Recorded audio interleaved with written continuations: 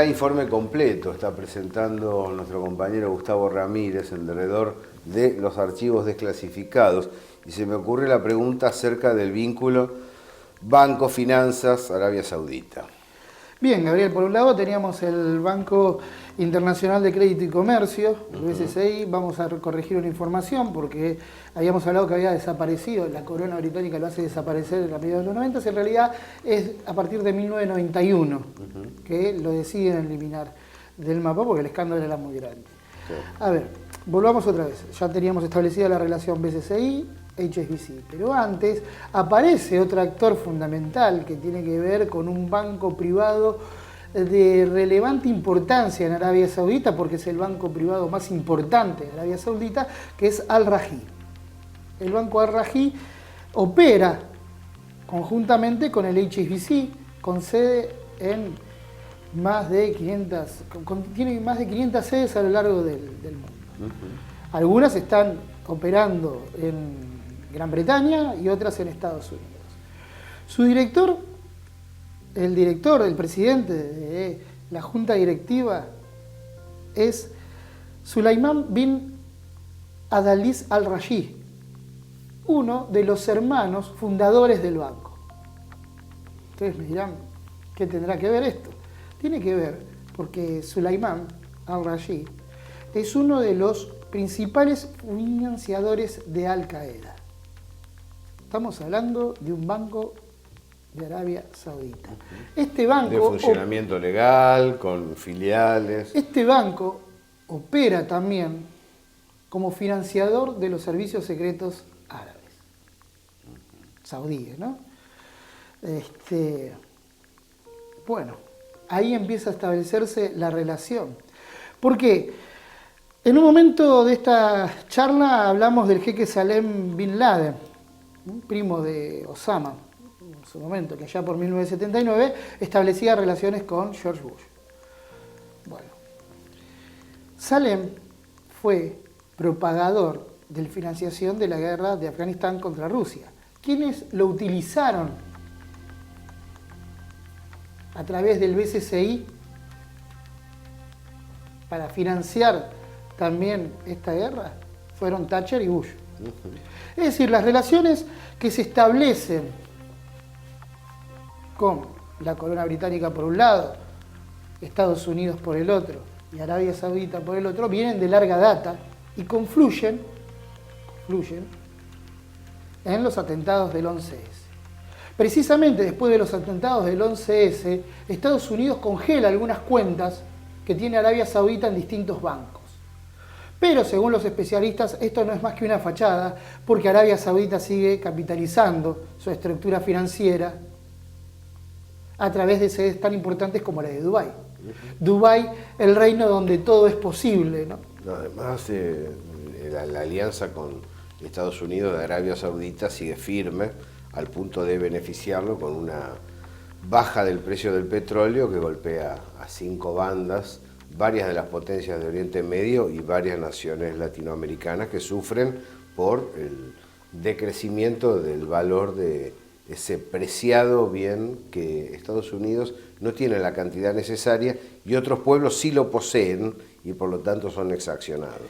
Fíjate, Gabriel, que en estos últimos meses, desde abril hasta acá, Arabia Saudita ejerció una presión muy fuerte contra Estados Unidos. En abril, el presidente Obama fue a visitar Arabia Saudita, pero antes de eso, el canciller árabe en Estados Unidos presionó mandándoles mensajes diciéndole que si Estados Unidos aprobaba la desclasificación de estos 28 puntos y estos 28 puntos le permitía al Congreso aprobar una ley por la cual los familiares de las víctimas del 11S pudieran accionar civilmente contra Arabia Saudita, Arabia iba a retirar del Tesoro y del mercado norteamericano algo más de 750.000 millones de dólares en activos.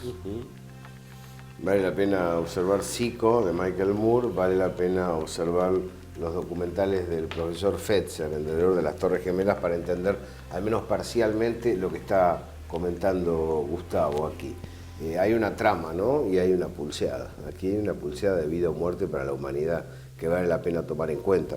Cuando se habla de terrorismo en América Latina y se trata de introyectar lo que es un logro del imperio sobre Europa, aunque parezca mentira, estados que otrora fueron productivos tomados por asalto por el capital rentístico, nos estamos enfrentando a una situación compleja que no se puede abordar señalando: debemos garantizar la seguridad, debemos militarizar nuestros espacios, debemos aceptar la instalación de bases y desde ese lugar combatir al terrorismo, sino diciendo la verdad. ¿Quiénes son los que instalan estas células?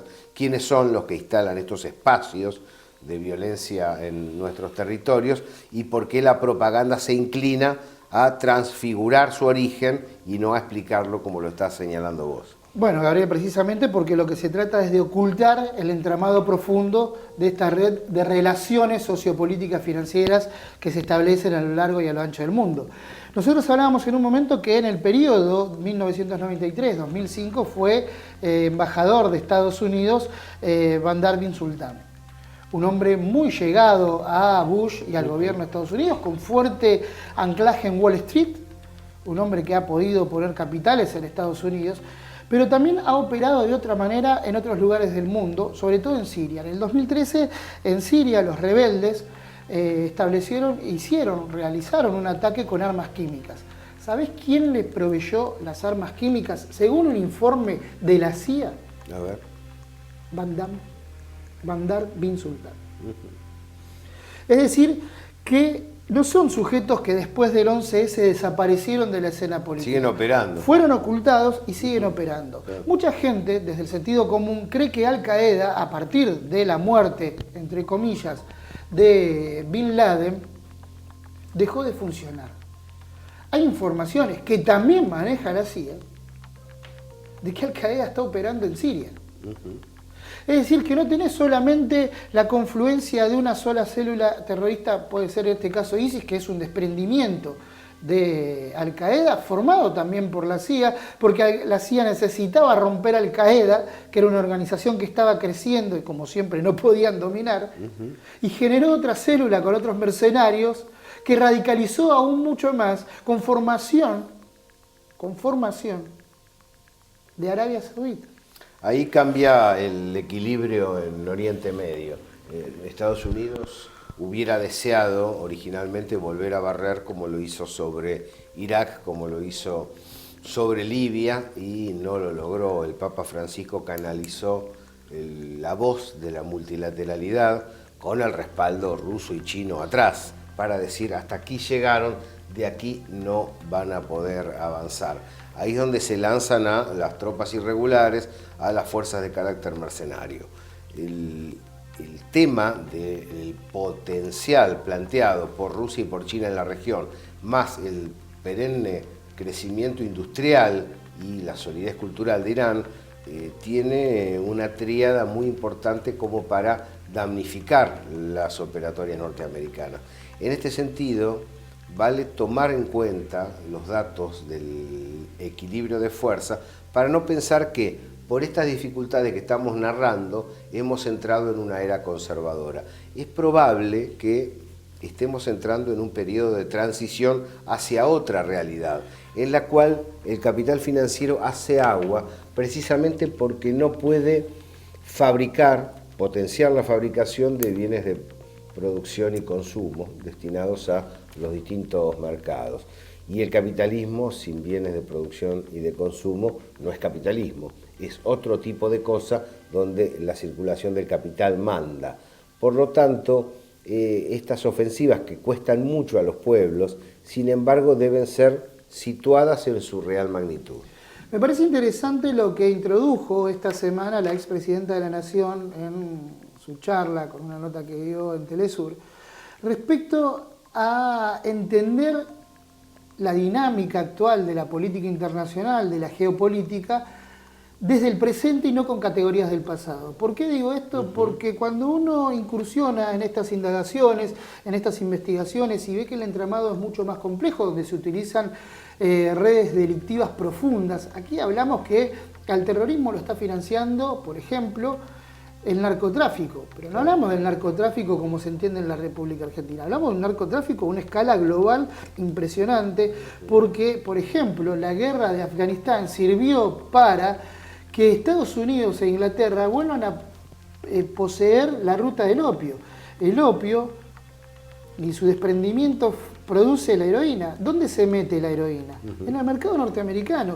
Y eso genera millones y millones de dólares. Eso por un lado.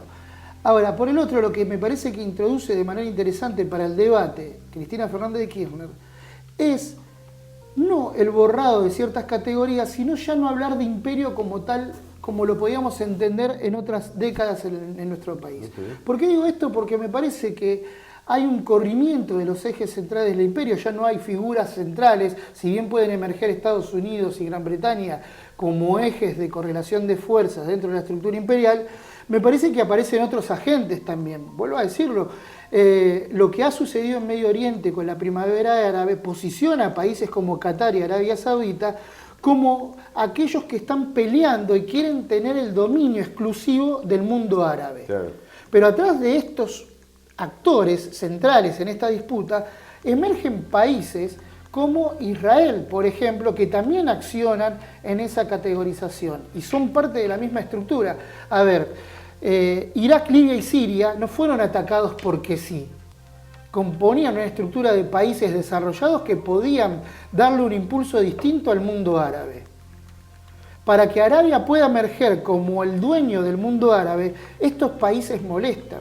Habrá que ver cuánto falta para que vayan en contra de Irán. Hay mensajes que molestan, efectivamente.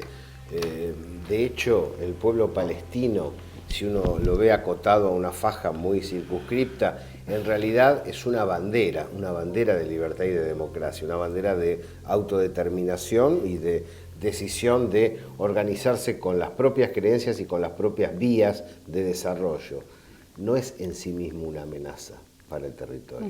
Israel lo agrede con la aquiescencia imperial sin que el pueblo palestino tenga posibilidades operativas concretas de damnificar su entorno más allá de alguna reacción resistente. En este ajedrez geopolítico y territorialmente hablando también, la zona que estábamos hablando es neurálgica también. ¿Para qué? Para que Estados Unidos, Gran Bretaña y algunos países, Francia, entre otros, o los países, vamos a ser más claros, los países que componen la OTAN puedan también tener un dominio estratégico territorial frente al avance de Rusia. Sí, sí, y de China. Rusia tiene la llave del gas. Ahora venimos.